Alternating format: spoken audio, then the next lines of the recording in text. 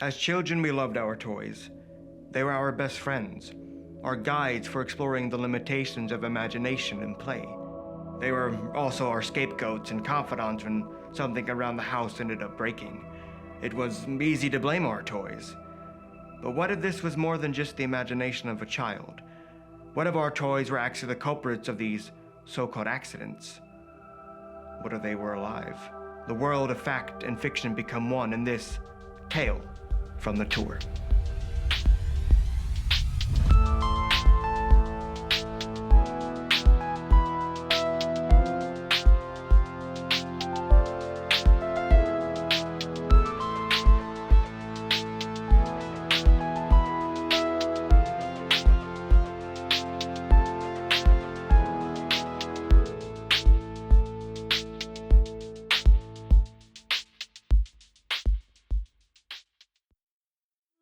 In 1930, Robert Gene Otto stepped inside his childhood house for the first time in years. He had just married his sweetheart Anne. She was a renowned jazz pianist, he a renowned painter, an artistic match made in heaven. But those first few weeks felt like hell.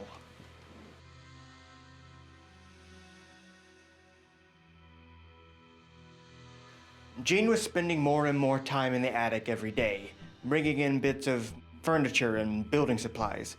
Every time Anne tried to talk to him about it, he always gave vague and weird answers. Eventually, Anne had enough, and one day stormed up to the attic to confront her husband.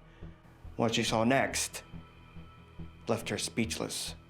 The attic had been transformed into a small bedroom, as if made for a toddler, but the Ottos had no children. It was at that moment Anne realized Gene was not alone in the room. Next to him was a doll.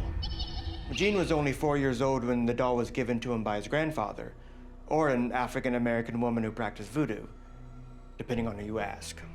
Robert and the doll looked eerily similar to one another, so much so that he decided to give the doll his own first name, as if giving the doll a part of himself, or perhaps the doll taking a part of him. So it was on that day that the doll became Robert, Robert became Gene, and the two became inseparable. Everything that Gene did, Robert did with him. And everything that Gene didn't do, say accidentally break a vase or a toy, it always seemed to be Robert's fault. At least, according to Gene, it was. And while this could all be chalked up to a child's mischievousness, other events could not. And sometimes Gene's parents could hear him talking to Robert in his bedroom, not out of the ordinary for a child to do. But what they didn't expect was a second voice to answer back. Sometimes they could hear giggling and running throughout the house. But Gene was never there when those noises happened. But Robert was. And he always seemed to be in a different place than he was before.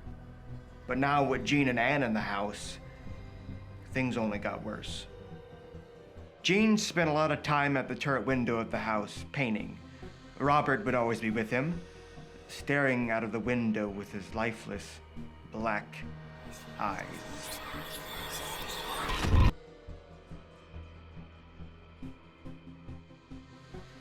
One day, Anne saw a group of children out on the street, looking up at the window.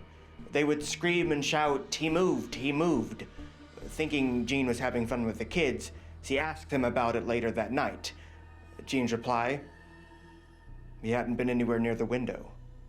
At that very moment, out of the corner of Anne's eye, she saw the blank expression of Robert twist into a sinister and knowing smile. She always had distaste for the doll before, but now, she had genuine fear. Gene died in 1974. The house was sold off, and Anne left Key West and Robert behind. But don't worry, Robert found a new home at the East Martello Museum, safely behind a barrier of glass for your viewing pleasure. But if you do visit Robert, make sure to ask permission before you take a picture, or you may end up finding yourself in a heap of bad luck. The so-called curse of Robert the doll. But is Robert really cursed? Is he even alive? Or has this all been the wild imagination of a child? Sometimes the truth is stranger than fiction.